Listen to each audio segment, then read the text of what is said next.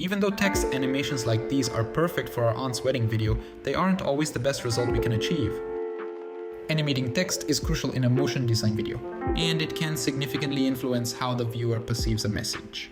Then follow me in this tutorial, where I'll show you 3 techniques for animating text in After Effects.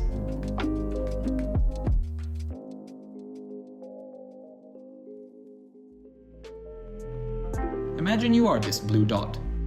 Ah, look at you, big boy, you are so expressive. I'm so proud that you're improving your skills. But do you really know how to animate text with the same expressiveness as you? I got you covered, big boy. You see, often the medium is the message itself. If you've created an amazing project, you don't want the text to be animated randomly, right? So let me show you how to solve this with 3 easy ways to animate text in After Effects. Many researchers discovered that the media encoder of subscribers to this channel is up to 3 times faster than everyone else's. This effect is as beautiful as it is simple. It involves making the words appear in sync with the voiceover and progressively moving them. Alright, so here we have 3 sentences animated in different ways. Now let's take a look at how to create them. Let's analyze step by step what I did. First, I disabled the adjustment layer and the grid, so we only have text, sentences, and a white background. Then we need an audio to use as a base, for example, audio 1 and audio 2. Let's select them and double press L to open the waveform. This is really helpful because it allows us to better understand the timing of the words and sync the animation with the voiceover. Now we need to identify the moment when a sentence ends, so we can decide when the animation should stop. The peaks we see down here are very useful to understand the audio that we will be using.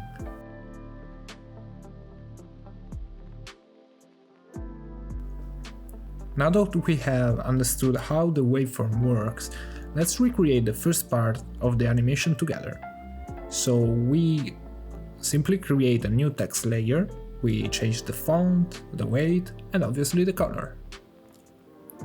Then we scale it and align correctly. Actually, let me move it down here near the existing layers. Now we have a full sentence.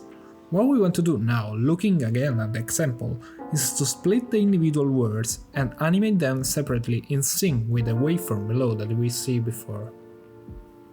How can we do that? Well, if we select the new layer we just created, the one with the sentence, we can use a plugin that does exactly what we need. It's called Decompose Text. So simply go to Window, Decompose Text. Doing this also allows us to manage several settings. Let's change the mode here and select words, because we want obviously only the individual words. Also make sure we have checked the original position using expressions. Basically, what the plugin does with these settings is split the sentence into individual words while keeping the original position of the text on screen. Once we have clicked Decompose, we can remove the original text layer. Now we have the individual words, and I can hide them one by one by clicking the eye icon. 1, 2, and 3. This is how I also got all the other text in the animation. From a final sentence, I decomposed into individual words. I reopened the waveform and cut the layers exactly where the voiceover sentence ends, where the next sentence will begin. What we simply need to do is parent the 3 words to a null object. This will be the one that gets animated with the keyframes and position changes. This is because the effect we want to achieve is that when the text appears, it's centered on the screen, and only then it moves left and the next word will appear. In this way, the whole sentence always stays centered. Let's do it together. Let's create a null, align it to the center of the composition, and move the anchor point. Actually, I move it down and color it like the text layers to make it more visible. So, we take the 3 layers and parent them to the null we just created. Now, as we see here above, we only need to animate the null's position. As you can see, it's that simple. We only need 4 keyframes for the first sentence. Based on the waveform when the last word appears, I press P to open the position and I create the keyframe. I move left to the next important point of the waveform and shift the null to the right to center the sentence. If you want, for convenience, you can go to View, Show Guides, and once again, View, Show Rulers, to enable guides and place them at the center of the screen. These really help you to align the things that you want. Here again, place a keyframe on the word in the waveform and then move the null. Once again, further left, we can place the last keyframe right at the beginning of the voiceover. Doing this last frame allows the word to already be in motion as soon as they appear on screen. As we can see now, the basic animations are in place, but the effect isn't really that great. What's missing though is an animation curve. By analyzing the example with the ready-made curves by selecting the keyframes and clicking on the graph editor, we can see it's a very simple curve that I created using the plugin on the right, Keyframe Wingman. In fact, it's a curve with equal easing on both sides, so the movement is faster in the middle between the two keyframes. To recreate it, we can select the keyframes that we want to adjust, and using the plugin we can pull the handles to a value of like 80, 85, it basically depends on how you like it. And now if we reopen the graph editor, we can see that the curves have been adjusted. And if we hit play now, we can already see the difference. This though is the same method I used to create the movements for the second sentence, the yellow one. What's different here though is that once we have animated the individual words horizontally, we can select them all, press P to open the position values and adjust everything vertically. What I actually did here was go near the last frame of the layers and create a keyframe. Then I went to the beginning where I wanted the movement to start, and actually I created another keyframe for all of them, locking the original position. And by using another plugin called Rift, I was able to add an offset to the individual keyframes so that the words started moving one after another instead of all at once. However, the movements will all end at the same time.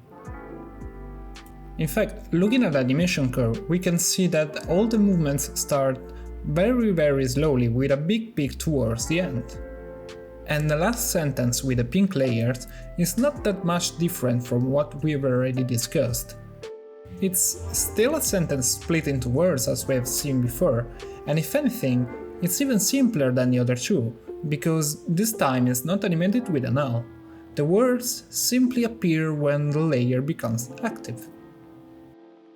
We are at the final touches, and to add a bit of depth and make it less static compared to the white background and blue text, I added a layer with a grid effect in a specific color, which I sequentially animated by moving the dots in sync with the spoken sentences.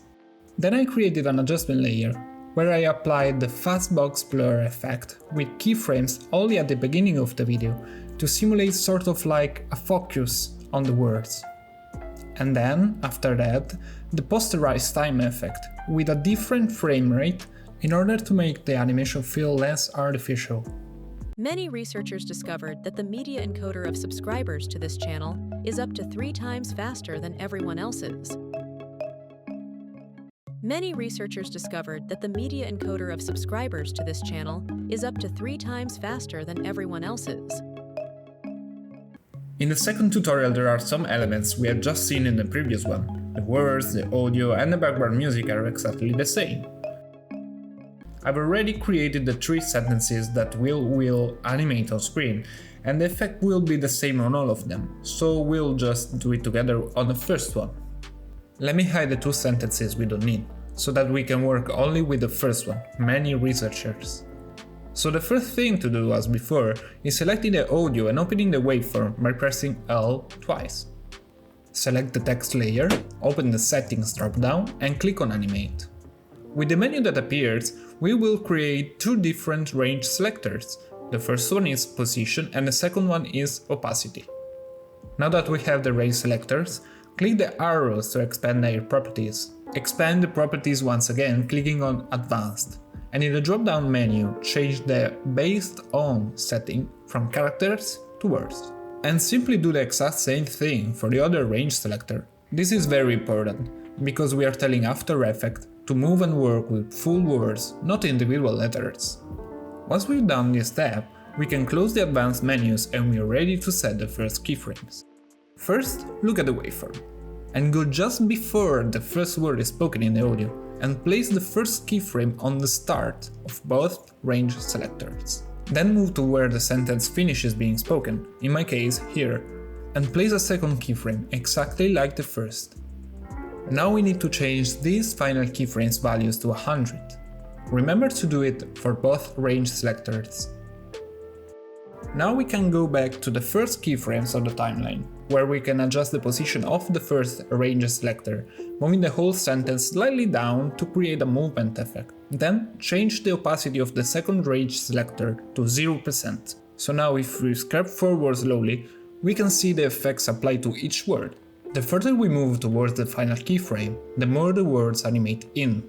Yeah, I know, it's crazy simple. Now we can do the exact same thing for the other two text levels, the other two sentences to animate. We can keep the already animated one open as a reference. So I open the first one, and as we just did actually, animate position, animate opacity. And then do the same on the last layer, animate position, animate opacity. Again, open the advanced parameters of the range selectors and change the based on value from characters to words. Make yourself a favor and keep in mind that you have to do this for each range selector. Now we need to use the waveform again. We set the first keyframes where the second sentence should start. Then move to where the sentence finishes and place two more keyframes. As we did before, set the final keyframes to 100%. Then go back to the initial ones and set opacity to 0 and position to 90. The position value is the same that we used in the first layer. This way the movement is consistent across all layers and the animation overall will look smoother and more uniform. Now do the same process for the third level. Start, set to 100, then back to the beginning, opacity at 0 and position to 90. Now select all the modified layers and collapse the parameters by pressing U. And if we hit play to preview the animation, we obviously got the effect that we wanted, but without adjusting the keyframe curves, it feels like a low-budget corporate marketing video. Fixing this is easy. Just select all keyframes and press F9. Doing this adjusts the curve, but not exactly how we want it. We can also use Keyframe Wingman. Deactivate the chain icon and pull the left handle until you have something like this. We want the animation to start faster and slow down towards the end. And now, if we hit play again, we can see the difference. The whole animation now looks smoother and better. Now the effect is ready, but we can also add some more depth by using a null object. We are going to create some movement real quick. We can press S to open the scale parameter of the null and place the first keyframe near the end of the whole animation. Then we move to just before the halfway and place another. And finally, the third one at the beginning of the animation at 0 seconds. In this last keyframe, we want to set the scale quite small, say 103. Then the second one should be much larger, for example 120 or something like that. So right now we are going from small to big. We can also get even bigger, because the last one should slightly increase again, let's say 129. We can probably even raise the middle one a bit further to 122. We can now adjust the curves of the null using Keyframe Wingman again. click on the chain icon and set a high value, like 85. Here's how the curves look now in the graph editor. Now go to the last keyframe of the null, select the 3 text layers and link them to the modified null. If you want, you can just click the spiral icon and drag it to the null. You're gonna get the same result. Now hit play and watch the animation. You should be proud of yourself. And just like before, I added an adjustment layer with fastbox blur and posterize time to finish up the animation. Many researchers discovered that the media encoder of subscribers to this channel is up to 3 times faster than everyone else's. The third method I want to show you is using match cuts, a technique as simple as it is dynamic and interesting. It allows us to have layers that cut off sharply as the next one starts. Let me press the U key to show the keyframes and analyze everything together. Don't panic, it's nothing too complicated. Out of all these layers you see, I only animated the basic parameters like position, scale, and tracking, for example, along with using some of the plugins I showed in the video dedicated to the plugins. Go check that out if you missed it. Some of these words and layers, like third or method, have these symbols in the timeline. Tier in or tier out is just transition in and transition out. These are just handles created by the plugin Animation Composer. Each of these layers has a different effect applied, which we can find directly in the plugin itself. If we go into Starter Presets, then Transition, we can choose whatever we want. For example, the first layer has this effect, Fade Character Together. We can see the preview here on the right, and really that's all. I just dragged the preset onto the layer. And if we want the animation much faster, we move the handle that we see before to the left. If we want it slower, we move it to the right. These methods are useful when you want fast effects that doesn't take time to do manually, and it can really speed up the process. Also, if I reopen the keyframes, we can see that every layer has an animation with just 2 keyframes, a starting and an ending one. The unique part about match cuts is that the layers are interrupted, turned off and cut exactly at the speed peak in the keyframe curves. Doing this with layer 1 lets us have a hard but effective cut to layer 2, which continues the movement of the previous one, making the entire and the whole screen animation more dynamic. So we always have the previous one ending halfway, triggering the second animation, which ends and makes way for a third, and so on.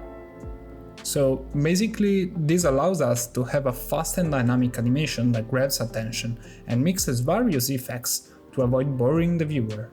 That's not what you want, actually, while doing a video like this one. As for using the keyframes in these cases, there are only 3 types we can use. The first is the one we have already seen, where the speed peak is right in the middle of the animation. The second is this one, where the speed peak is at the beginning and the animation slows down towards the end. And then there's a third type, which is the opposite actually. The curve starts slow and the speed peak comes at the end. So with just few keyframes and 3 types of curves, we can create these animations, which I personally like a lot and have fun using my project. And as always, in the end, fastbox blur and posterize time on an adjustment layer. So combining all these effects and curves and plugins, you can pretty much recreate this effect with everything. You can do it with, for example, text, of course, also with compositions, with images, with objects, with whatever you want.